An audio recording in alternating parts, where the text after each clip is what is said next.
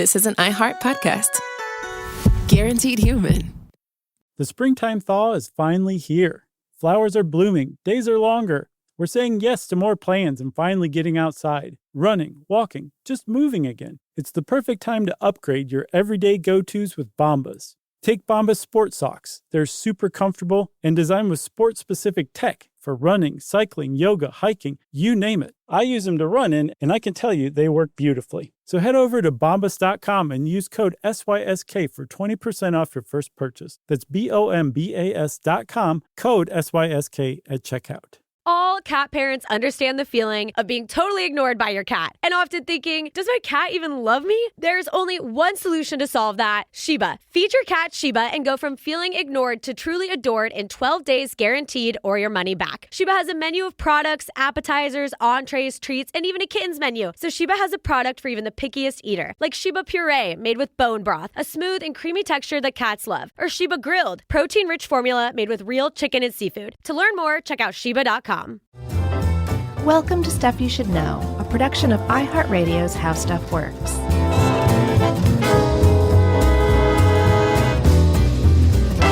Hey, and welcome to the podcast. I'm Josh Clark, and there's Charles Chuck Bryan over there, looking all stern and serious with his glasses on. Oh, no, he took them off.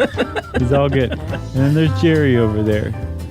He's not sure where she is. Jerry always has her glasses on. I know. She looks weird with her glasses off. She is a Four Eyes. That's what they call them in sixth grade. That's right. Well, that's what they used to. I don't know. Sixth graders are probably way more mature than they were when we were young, huh? Or way more advanced in their digs and insults. Right. You know? Yeah. Just a lot smarter than Four Eyes.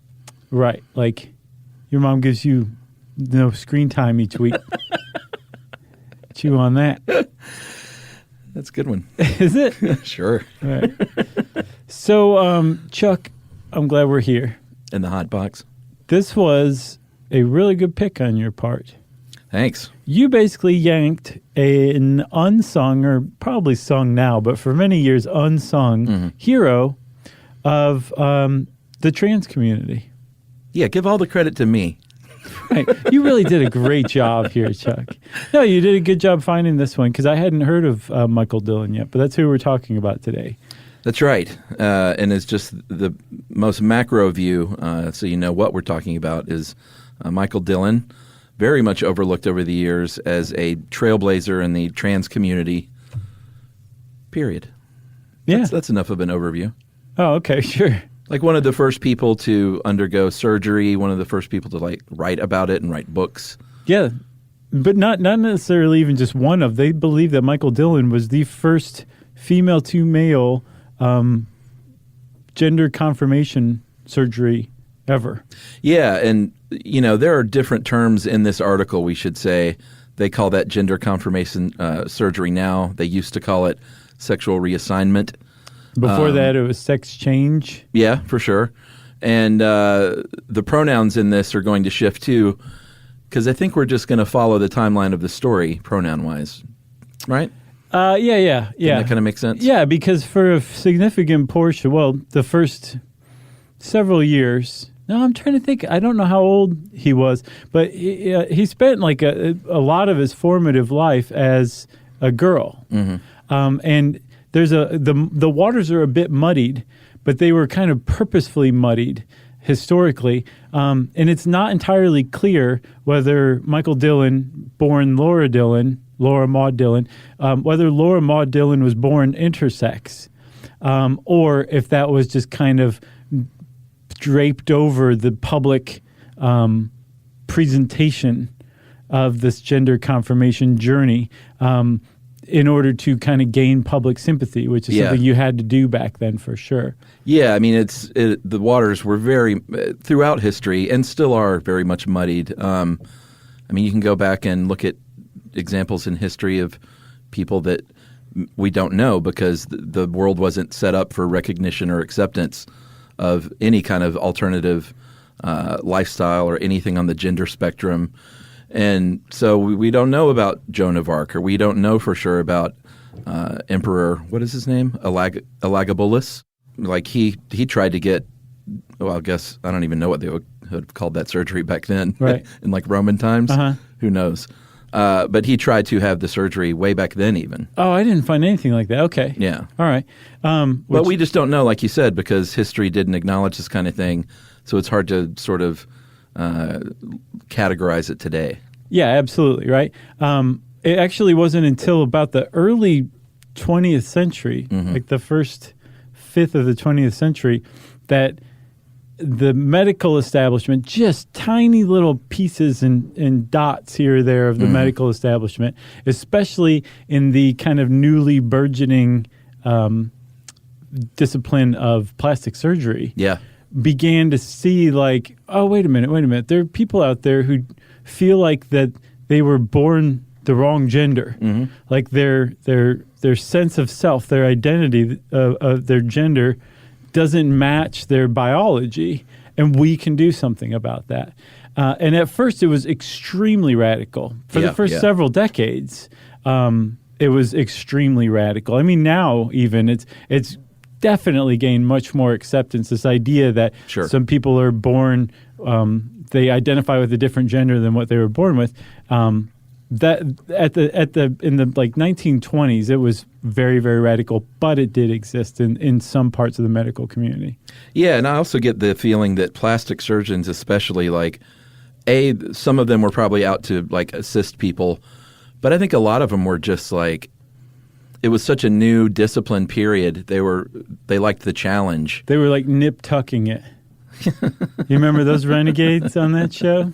I forgot about that show. It was a good show at first. Yeah, but I never saw it.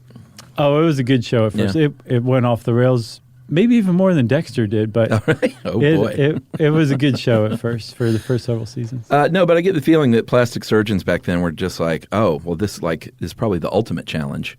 Right. Yeah, I have that feeling too, for sure. So this is just a means of setting up the world that Laura Maud Dillon found herself born into in Ireland in 1915 as a, and I'd never heard this term, but his family had a title of baronet. Okay. Which is apparently the lowest hereditary titled order. It's a teeny baron. So you're a commoner, but you are required to be called sir. Really? Yeah. Okay. And even if it wasn't like kind of the teensy version of the baron, the Dillons were not like wealthy. They had an estate, but it was kind of an old, kind of crumbling estate. Yeah, they weren't poor or anything, but they were certainly not well off. Right. And then by Downton Abbey times, the Sinn Féin came along and burned the place to the ground, the estate to the ground, because it was kind of a reminder of English intrusion into Ireland, like, landed gentry kind of thing. I'm rewatching Downton Abbey, by the way. Are you? Yeah. How is it? It's comfort food, which is what I need right now, so that's why we're watching it. Is it better the first time or the second time around?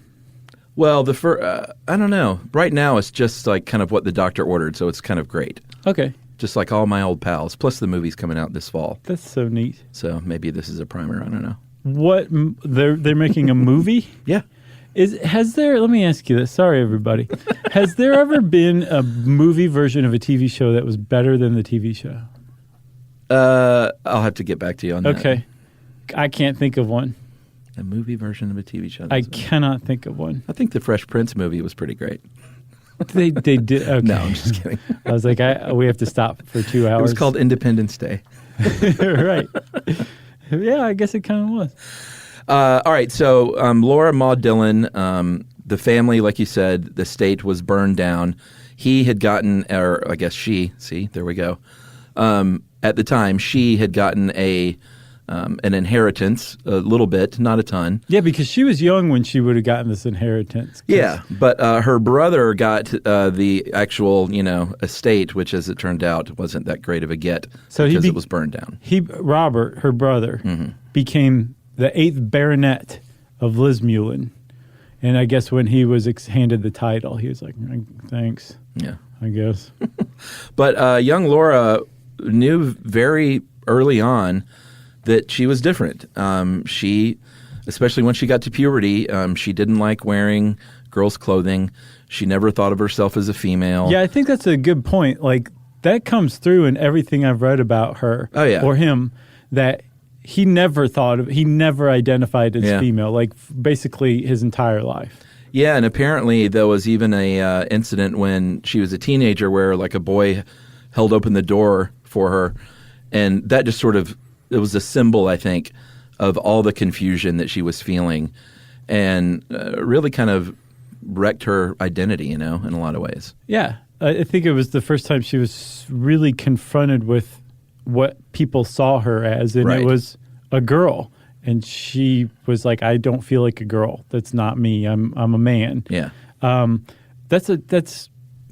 didn't grow up that way, but I can't imagine how rough it is to feel out of sync like that. And especially at a time where, Sure. what do? You don't even have words for it, let alone I know. procedures to follow or people whose footsteps who pioneered the way, which is one reason why Michael Dillon was a pioneer. So she gets that inheritance, which allows her to go to Oxford. And this sort of begins a trend of going somewhere else to try and find herself and figure herself out. Yeah. She tried at Oxford. She joined the rowing team. She was an award winner for the Women's Boat Club and was successful. And then, and it's hard, well, I guess it's not too hard to believe, but there was a photo of her in a tabloid as a student rower that was titled Man or Woman. Yeah, because she had like a boyish haircut. Yeah, I just can't imagine back then, like, I mean, now it's awful too, but they were doing this kind of thing back then? Yeah. Like outing college students? Yeah, I think it was more like the commoners poking at the titled people. Oh, really? Any chance they got. Oh, okay. That's the impression I have. Correct me if I'm wrong, Great Britain. And this is about the time where we should mention a novel published in 1928 by Marguerite Radcliffe Hall called The Well of Loneliness, which was a radical book because it depicted a lesbian. And there wasn't even a name for that at the time, like you said. Well, yeah, I looked that up and I was like there really wasn't, like the word lesbian wasn't in use yet, and there was no word whatsoever. And from what I saw on etymology online, it just says, with zero explanation, lesbian, 1925. Oh, really? Yeah, but I can't find any other thing. I find no other date or whatever. So it's possible that it was in use right around this time, but not it hadn't spread. Yeah. But from what I saw, I think the point is there wasn't a concept, Right. not just a word. There wasn't a concept for women who were interested or who were sexually oriented toward other women. Yeah. That kind of fell under an umbrella term as far as society went for women who were sexually uninhibited. Like they would do that, but then they would also have sex with guys and they would like walk around parties naked or whatever. It was that kind, like it was all one big personality. There wasn't like Right. the idea that there was a sexual orientation of women who were oriented toward women. It was, I think, what really didn't exist, and that what the Well of Loneliness really kind of put out there, like, hey, this does exist. And you could say that it wasn't well received by British society. Yeah, and it was, I mean, in a lot of ways, it was a great thing because it gave people like young Laura something to look at and identify with, but it also put forward ideas about lesbians being very mannish and like they want to be men and look like men and dress like men, which is, of course, not the case. But it was also 1928. Right. And so the British government decided that this book was obscene and had a huge trial over it. Yeah. And banned the book. And it had a complete Streisand effect. Everybody's like, "Wait, what book is this? What are you talking about?" And now who's everybody Barbra wanted to know about it. Streisand? Right, exactly. And so everybody wanted to know about it, and it like made this huge impact. It just totally backfired by banning it and going to the trouble of taking it to trial and everything. It became kind of a big deal, and so it kind of informed how a lot of British lesbians viewed themselves. It gave them like, okay, I'm not the only one. This is a real thing. Yeah. It was helpful in a lot of ways too. Well, I mean, one way it was helpful to young Laura Dillon was realizing, well, wait a minute, I'm not a lesbian Right. either. Yeah. So I have no idea how to think about myself other than the fact that I was born into the wrong gendered body. Right. Because at first she was like, oh, okay, maybe this is it. And supposedly she fell in love as a teenager so air quotes, with two women who were straight, and they rejected her, and it had a big impact on her. But from that experience, and I think having been guided by this book, like you said, she realized, like, I'm not a lesbian. That's not what this is about. Right. She was a man, and what superseded all other desires and what drove her more than anything else was to be the man that she felt she was, Right. physically, so that she could be accepted into male society. That was her goal. It wasn't to have sex with women. If she could have had a kid with a woman, she would have loved that, but in as much as it would confirm her identity as a man. And so that's what drove her to undertake hormone procedures, surgery, and basically everything that pushed her toward confirming her identity as a man. It was the desire to be accepted as a man. Yeah, and that process kind of started at Oxford when she started dressing as a man, kind of presenting outwardly as a man, going to events as a man. And it was sort of a double-edged sword. There was a little bit of freedom to that and a little bit of, work towards self-realization. But, she graduated as a woman, still had a female name on her birth certificate, still had to, got a job and had to wear skirts and dress as a woman at work. Right. So it was sort of just still trapped between two worlds when she comes in contact with a man named Dr. George Foss. I think we should take a break. I agree. Okay. I read your mind. Stuff you should know. Spectrum Business keeps businesses of all sizes connected seamlessly with fast, reliable internet, advanced Wi-Fi, phone, TV, and mobile services. That's right. And Spectrum Business offers 100% U.S.-based customer support 24/7 to help you stay up and running. And they offer tailored connectivity solutions with packages built for your business budget. Yeah, so it's no wonder millions of business owners rely on Spectrum Business to keep them connected. Visit spectrum.com/business to learn more. Restrictions apply. Services not available in all areas. On eBay, every find has a story. Like if you're looking for a vintage band tee, not just a tee, the band tee from the last show your favorite band ever played. You wore it everywhere. Then your girlfriend started wearing it, which was cute until she dumped you and took it with her, which was not so cute. Yeah, well, anyway, now you're on eBay. And there it is. Same tee from the same tour. Still living in your memory, rent-free forever. See, the things you love have a way of finding their way back to you. But eBay isn't just for getting whatever your ex-boyfriend or girlfriend stole back, right? No, it's also for that rare championship foul ball you caught, then heroically gave to the kid next to you. And where else are you going to find your first car? The one you wish you'd never sold. But now, finally get the chance to take it back home. For good this time. So shop eBay for millions of finds, each with a story. eBay. Things people love. Learning stuff with Joshua and Charles. Stuff you should know. All right, Chuck, you were setting everybody up for the Dr. Foss bomb drop. Let's hear about Foss. It's not a bad band name. The Dr. Foss bomb drop. It's like a Dr. Teeth in the electric what? Electric Mayhem? That's right. Isn't that right? Nice work. I would never have thought of that. Foss was, speaking of double-edged swords, he was a doctor who was experimenting with testosterone on patients. Like one of the first. Yeah, and injections. This was in like the 1930s. And what this was to help reduce unpleasant, heavy periods for women.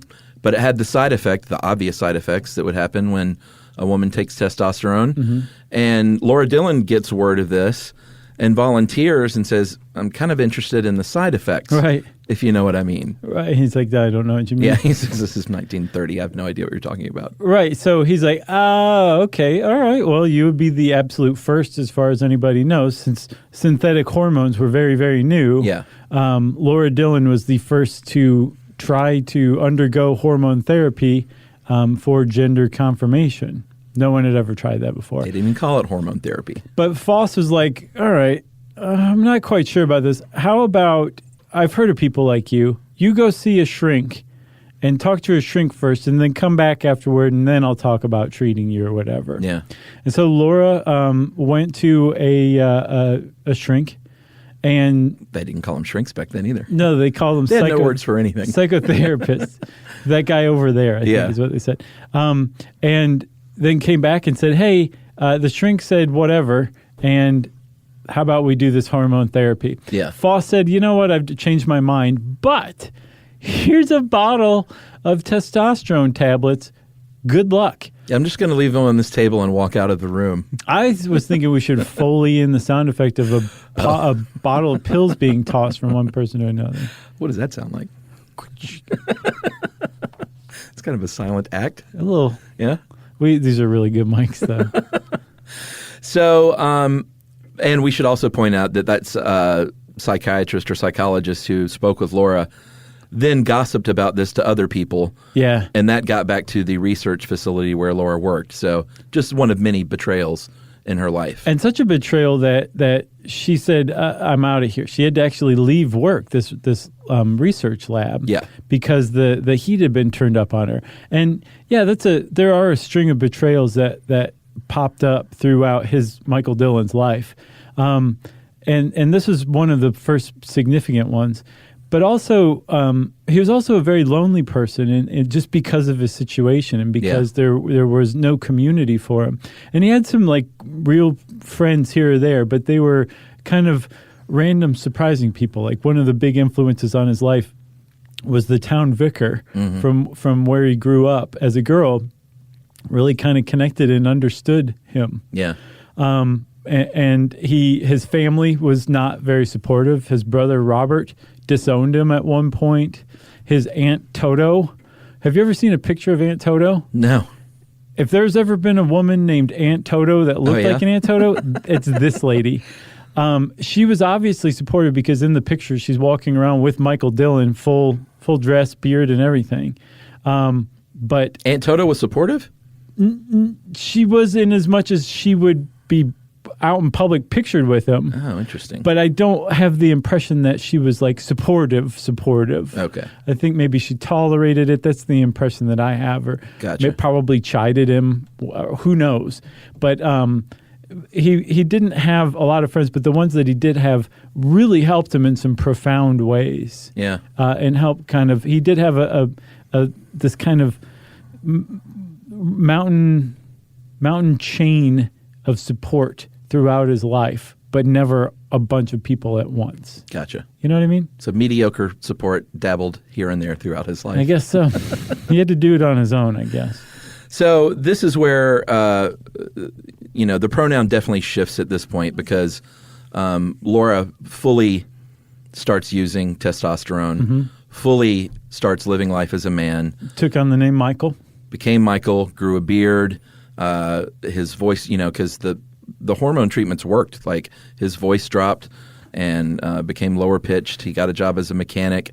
Of course, he got made fun of there some, but it was working well enough to where like customers started to. He started to kind of pass as a man among people that didn't know who he was. Very much so. As long as he was clothed, he was a man. That's just what he looked like to everybody. Is like you said, the voice, the beard, the demeanor. He was a large man, very well built from all those years of rowing. Sure. And then a decade of testosterone pills, or half a decade by this point, had really taken effect. Yeah, and this is in Bristol. I don't think we mentioned another like move to try and start over. Right, because of that gossipy head shrinker. Right.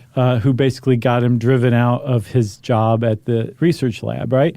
So he's working at the garage, and there is a certain bittersweet confirmation or affirmation from interacting with customers who leave thinking that they just interacted with the man. Right. It's making him feel like himself, the person he's always wanted to be.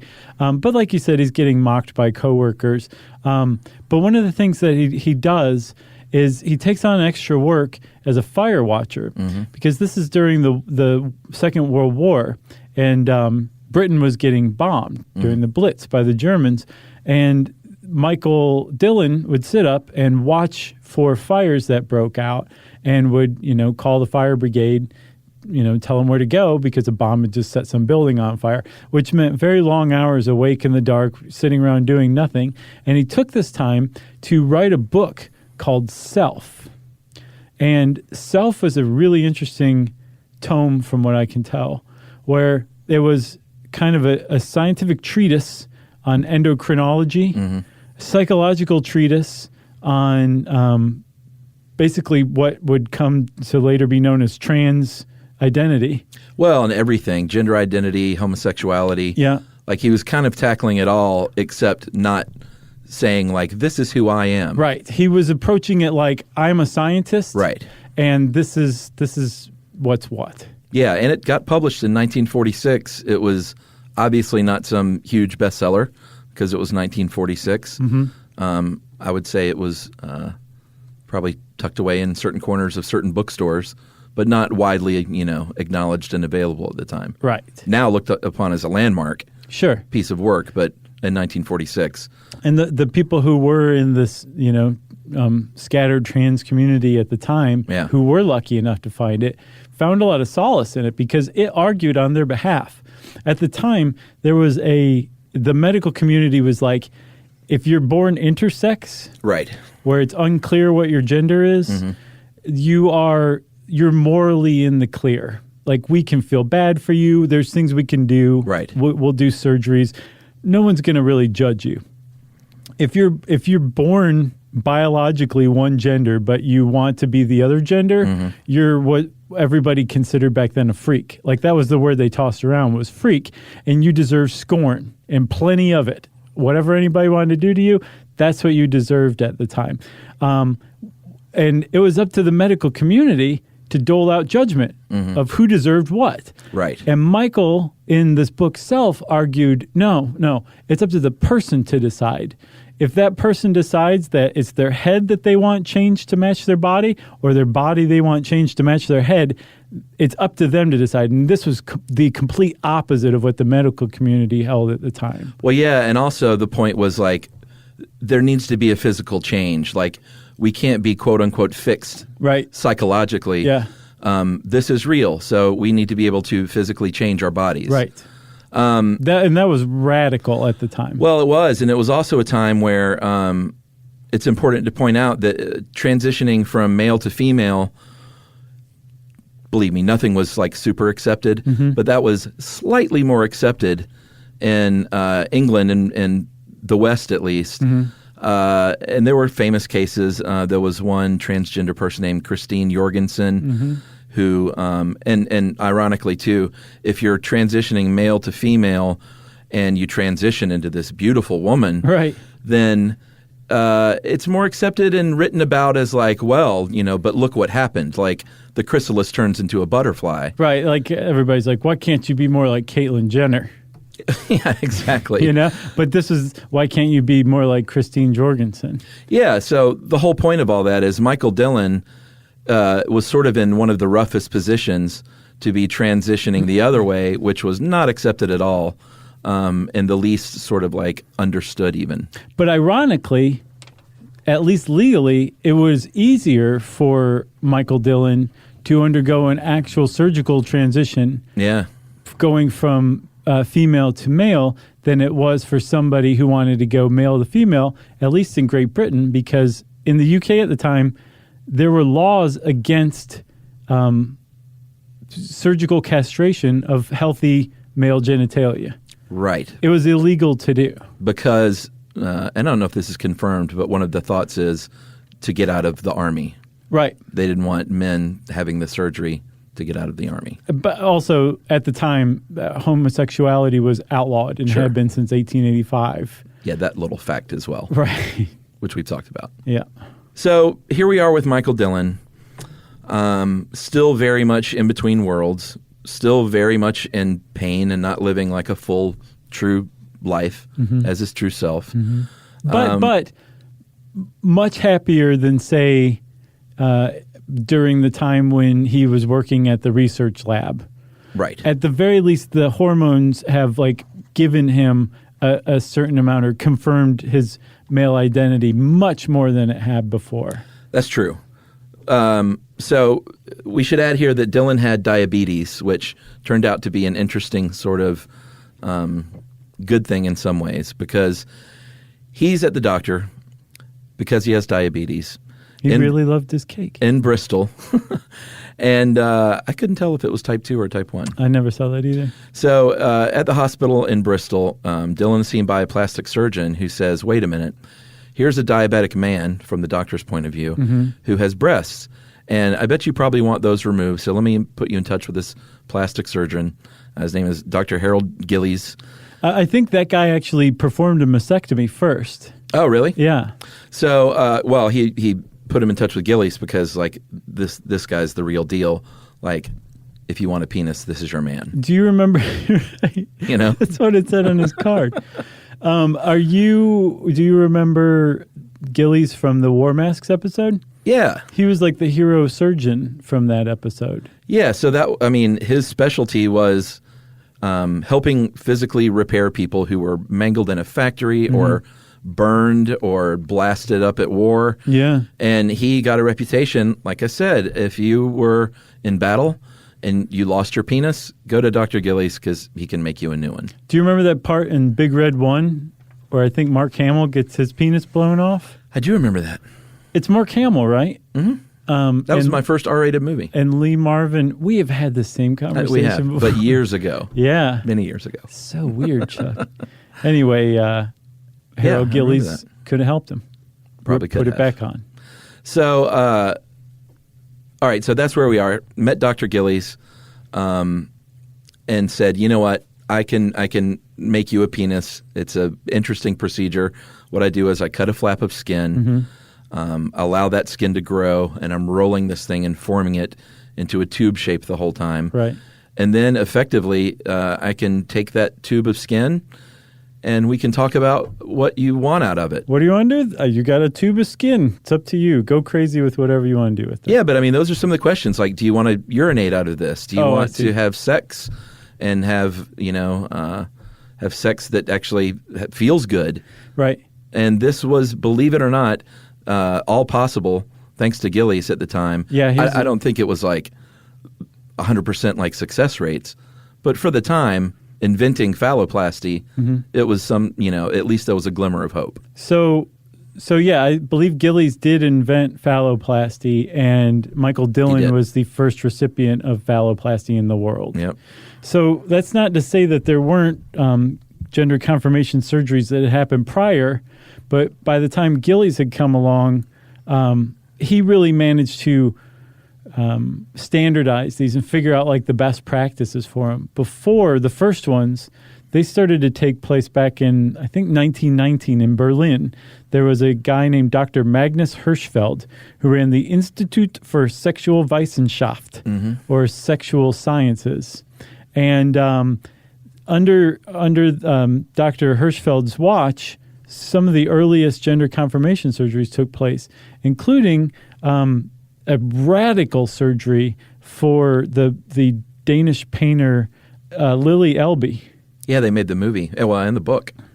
Is it the Dutch girl? The Danish or girl. The Danish girl? Yeah. Yeah. Okay. All right. I've got to see that then. Is it sad? I'll bet it's sad. I never saw it.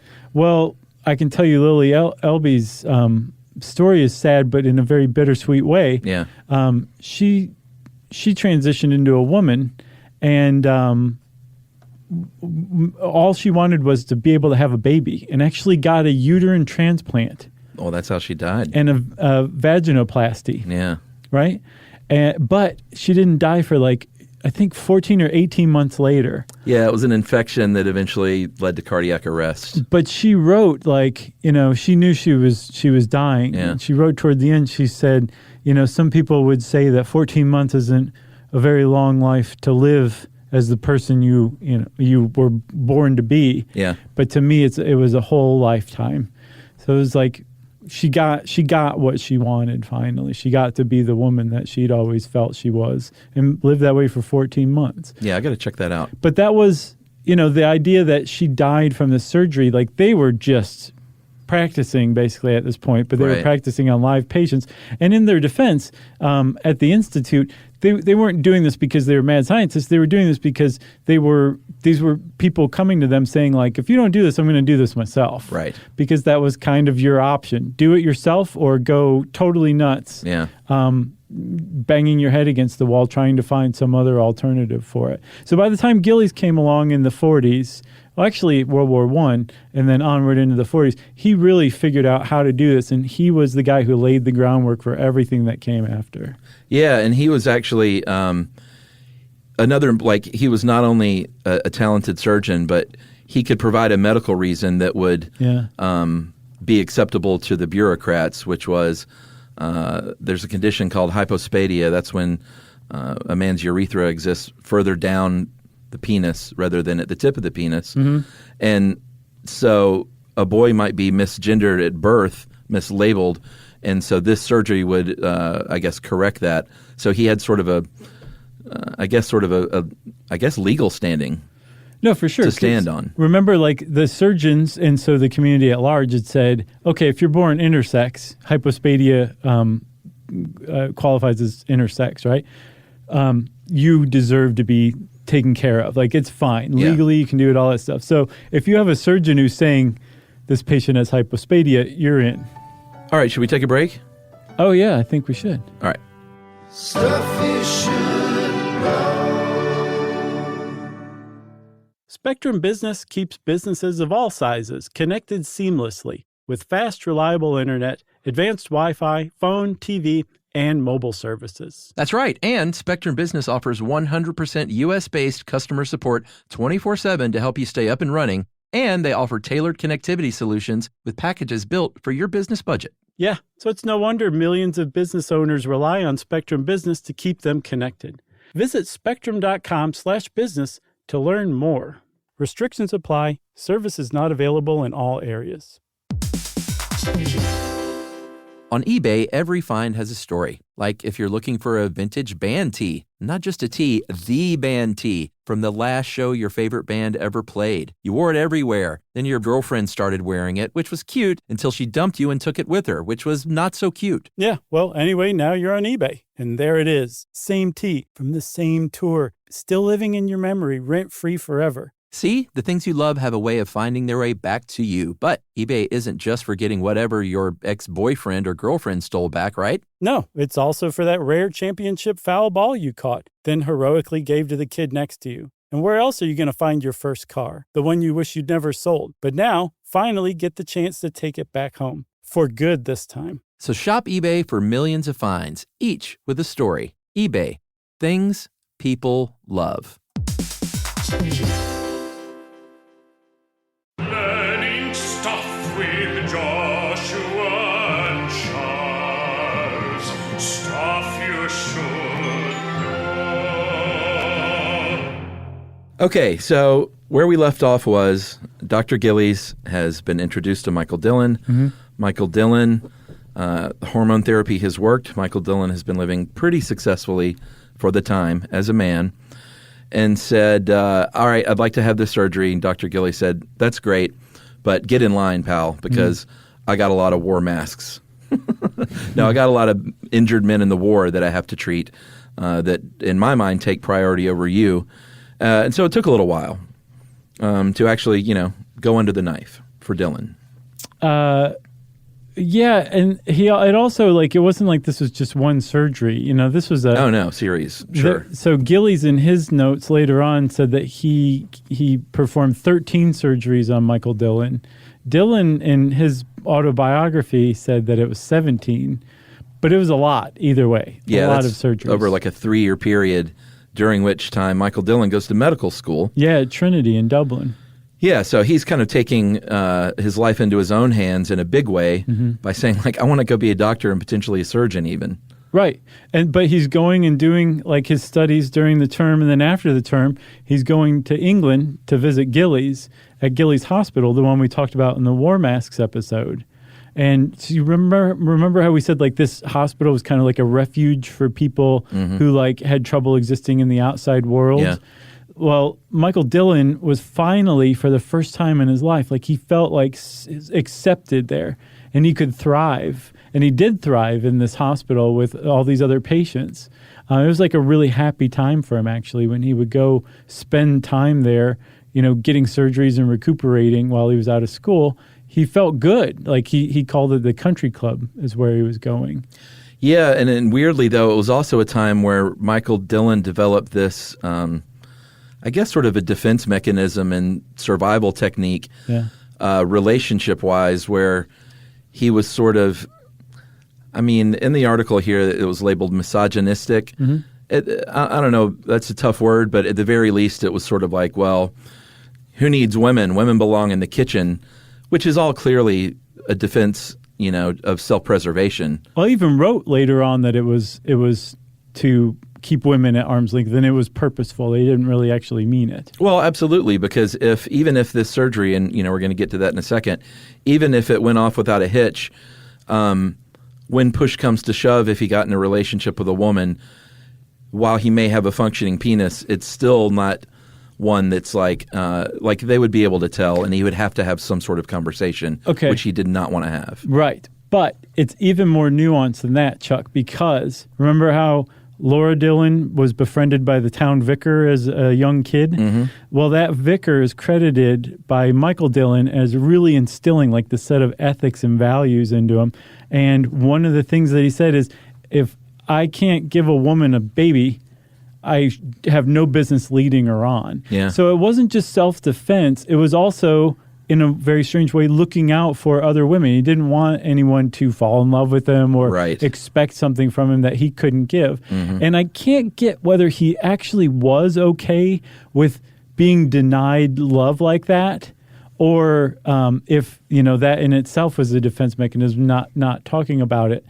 But from what I gather, what he was really interested in, he would much prefer have just been hanging out with the guys. He wasn't after love or a baby or a wife. He was after hanging out with the guys. That's what he wanted. And that's, to him, is what Gillies gave him by creating this penis for him. That was it. That was the key. That was the final ticket into the male world. Now he could be anywhere men were, including a dressing room or a locker room, and still be accepted as a man. That was it. And so finally, by 1950, after these years of surgery, after more than a decade of testosterone therapy, Michael Dillon was Michael Dillon, the man. He had been confirmed in his gender identity. Yeah, so this is where someone named Roberta Cowell comes into Dillon's life. I don't even think we talked about Roberta earlier on, did we? No. We didn't mention her yet? No, 'cause she really does just kind of come in now. So I think it's okay. So Roberta Cowell... we should go back and start over.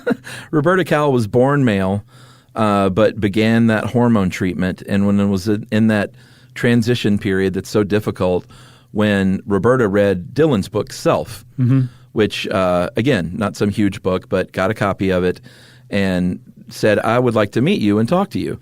Yeah, because she wanted info on like how to get, how to get a surgeon to do this. That might as well have been magic at the time. Well, and he was a doctor at this point too. Mm-hmm. Dillon was. So Roberta thinks like I'm meeting with this doctor. Yeah. Which was true. Yeah. But it was all a ruse. I'm no doctor. I'm a mechanic. Well, he was all those things. So at the very first meeting, Dillon just sort of spills it. And this was something that Dillon didn't talk about openly with people, always kept it very guarded, and just basically says, here's my whole life history, here's who I am, and at last I found someone who understands me. And by all accounts, they sort of felt like they were meant to be together in some way. He felt they were meant to be together. She did not feel that way. Well, not in that way. No. But she was very close to him. It's not like she shunned him or anything like that. No, she didn't. I have a feeling that I know he had a little more of a future in mind for them than she did. Like a romantic future. Right. And he also, at the very least, he served as her guide to transitioning. He knew Gillies, he knew how to do this, and like just was a really great resource for her as well.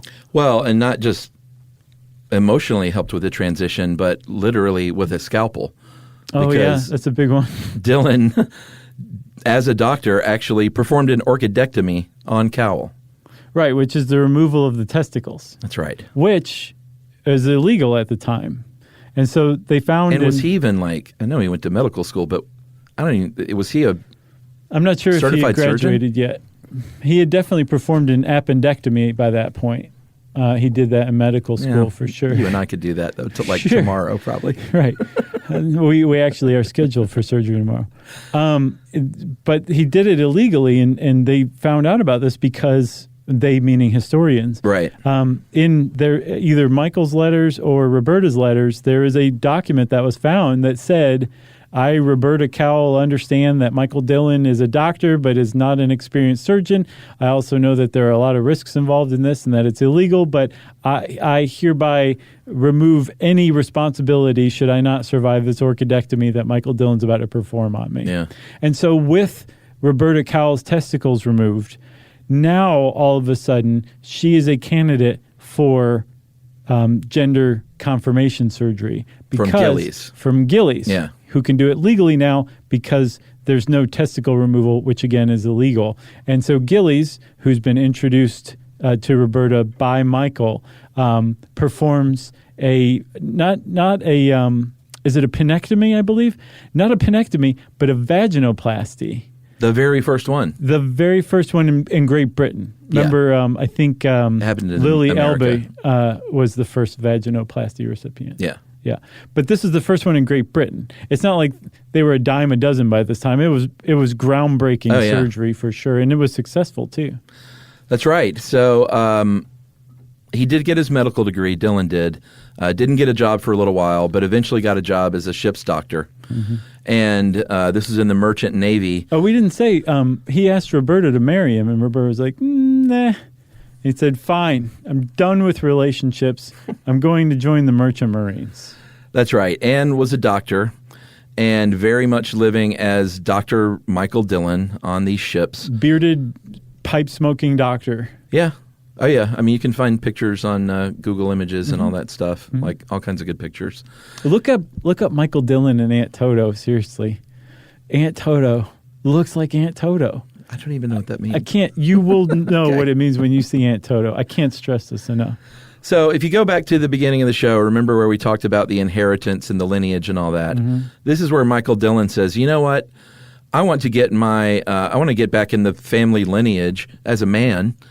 For my birthright, and there are two ways that this is done in Britain, which this is all so fascinating to me. Debrett's Peerage and Burke's Peerage. They're the two books that track the thoroughbreds That's right. of British aristocracy. You should have used air quotes. So Dillon makes this change in one of them, in Debrett's, doesn't make the change in Burke's. Because Debrett's assured him that if the change was made in Debrett's, Burke's would follow suit automatically. Just about to say that. So that didn't happen, and this is when things go really. You think, what a journey this man has been on to this point. Mm-hmm.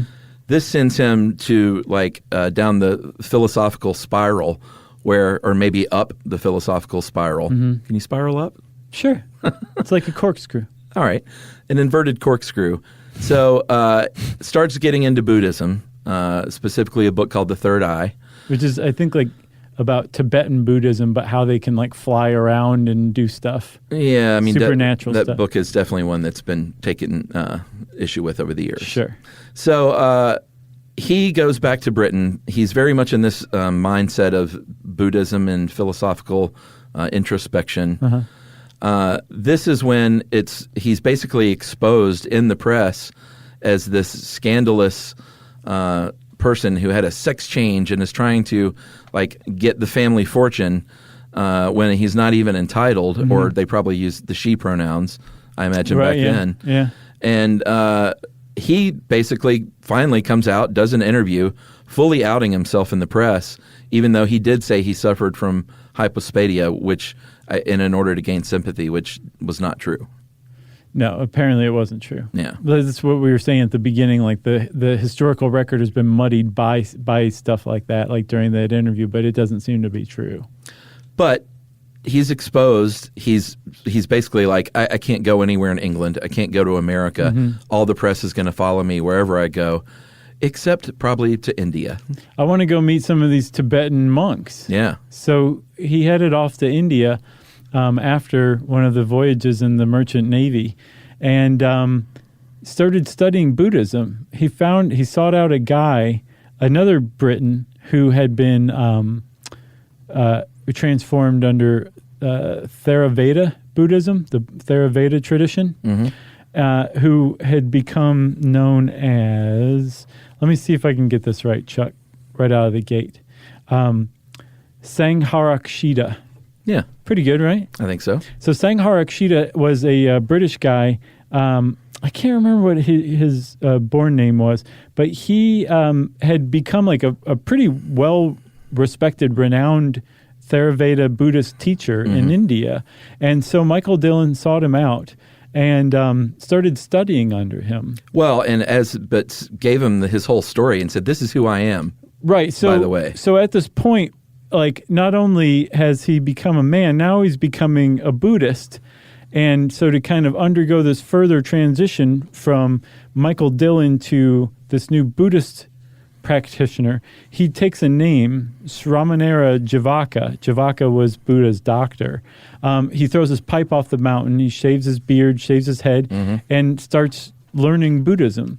And Sangharakshita takes him on and says, I will let you be a novice. You can study under me.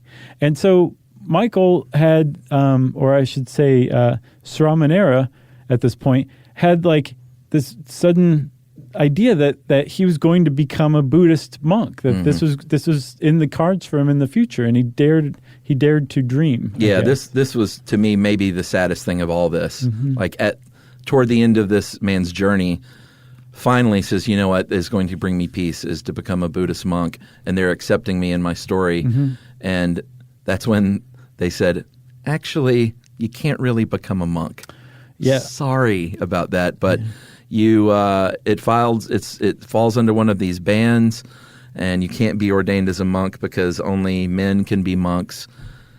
And it was just like, I can't imagine how crushing that was. There was also a prohibition against the third sex becoming monks. Yeah. And apparently nobody knew exactly what third sex meant, but everybody was like, it's probably you. There's probably referring to you. So if you're born a woman, you can't be a monk. If you're third sex, you can't be a monk either. So Michael had these things going against him, but he still kept at it. He still kept trying. He left the Theravada tradition, and he found acceptance with Tibetan monks. Right.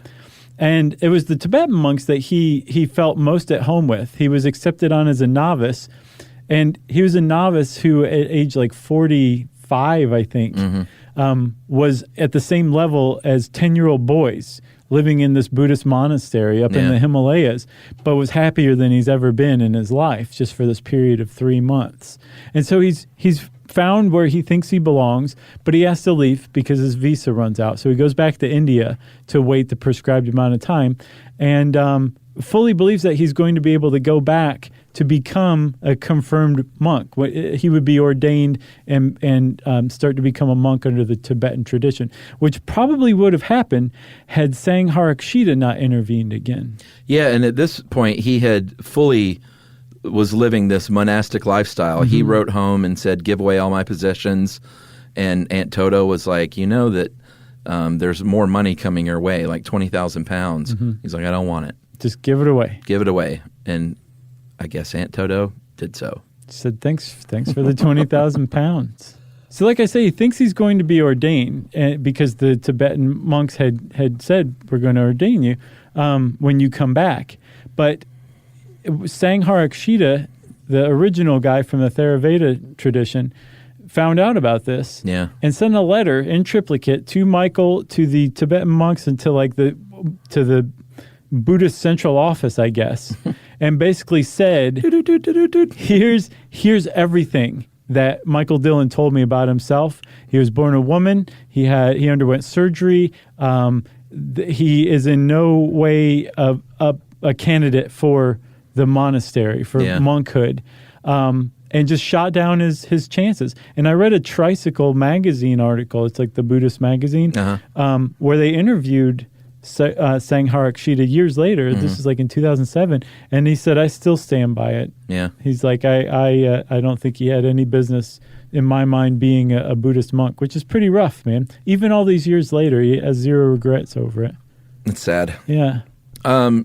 So the sad ending for Michael Dillon is he died at a very young age. He was had no money because he gave it all away. Was traveling, and malnutrition sets in. And they're not really sure what sickness originated, sort of the downward slide. But he ended up in a hospital in India and died at the age of 47 in 1962. And had written an autobiography called Out of the Ordinary, which did not get published until 2 years ago. Yeah, he sent it off to his publisher, who he'd written a couple other books for, like just right before he died. And his brother found out about it and wanted to get his hands on the manuscript so he could burn it. And his publisher hired lawyers to keep the family off of the manuscript and was successful. Amazing. And finally, in 2017, it was published. And now the world knows about Michael Dillon and his contribution. There's got to be a movie in the works. It's coming. Yeah. It is coming. For sure. So that's Michael Dillon, Chuck. Good pick. Thanks. I'm glad we know more about this guy because he deserves to be known about. And if you want to know more about Michael Dillon, well, go check him out. He has an autobiography out there, and I'm sure he would be very happy from Nirvana, smiling down on you for reading it. That's right. Okay, I said that, so it's time for listener mail, Chuck. I'm going to call this a rowboater. Hey, guys, my name is Jacob, writing from a rowboat on the Pacific Ocean. Oh, yeah. I've been alone at sea for 270 days. Man. On an attempted record-setting journey. My oars keep talking to me. You know what's funny is I just watched that, there's a documentary about obituary writers called Obit. And in it they kind of talk about some of their favorite obituaries over the years, and one of them was about the initial guy who rode the Atlantic and the Pacific Ocean, which I had never heard of. I was like, man, we got to do one on this guy. Sure. And then we get this email from Jacob all these years later, who's doing it again. Okay. Crazy. Did that set in, everyone? Rowing a boat across the ocean? That's big. No sails. No. Rowing. Rowing. All right. I hadn't listened to your podcast prior to departing, but luckily, I guess he was just like, geez, who has 1,000 episodes of something? We're the only ones. Yeah, I hope it's good. I hadn't listened to your podcast prior to departing, but luckily chose your show in an audio entertainment download frenzy before leaving. I've now been through many episodes, though sometimes drift away staring at oncoming waves and have to rewind, which is more difficult than it should be since saltwater has destroyed most of my electronics. I'm about 75% of the way there, hoping to reach Australia from Washington State. Wow. Oh, man. I just want to say thanks for all you guys do. Appreciate your show, and I value you. The next 25% for me are far from certain, but you'll be with me all the way till the end, wherever that may be. And that is from Jacob from somewhere over the Melanesian Basin. Okay, Jacob, we need weekly dispatches from you. Please. Just at the very least to say, hey, still alive, still rowing toward Australia. Well, he won't hear that. I don't think he's able to download stuff from the Melanesian Basin. True. That's true.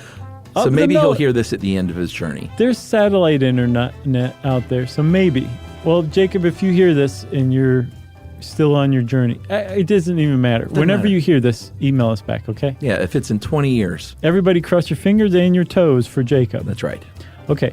If you want to be like Jacob and get in touch with us from a rowboat somewhere in some ocean, you can do that. You can go to our website, stuffyoushouldknow.com, and look up our social links, and you can send us a good old-fashioned email to stuffpodcast@iheartradio.com. Stuff You Should Know is a production of iHeartRadio's How Stuff Works. For more podcasts from iHeartRadio, visit the iHeartRadio app, Apple Podcasts, or wherever you listen to your favorite shows.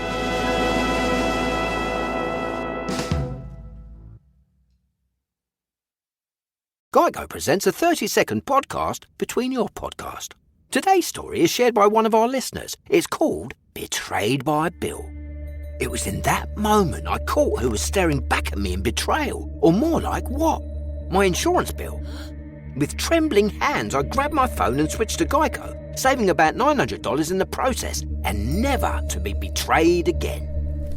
Now that was bloody riveting. It feels good when the story ends with savings. It feels good to Geico. You know, you could be adored by everyone and still completely ignored by your cat. Trust me, I know. But if you feed your cat Sheba, you can go from being ignored to truly adored in 12 days, guaranteed, or your money back. Sheba has a full menu of products, appetizers, entrees, treats, even a kitten's menu. It's so cute, so Sheba has a product for even the pickiest eater. Like Sheba Puree, it's made with bone broth, they are chef-inspired flavors, it's got a smooth and creamy texture that cats love, and contains no corn, wheat, soy, or artificial flavors. It's food that your cat's gonna love. To learn more, check out Sheba.com. That's SHEBA.com. This is an iHeart podcast. Guaranteed human.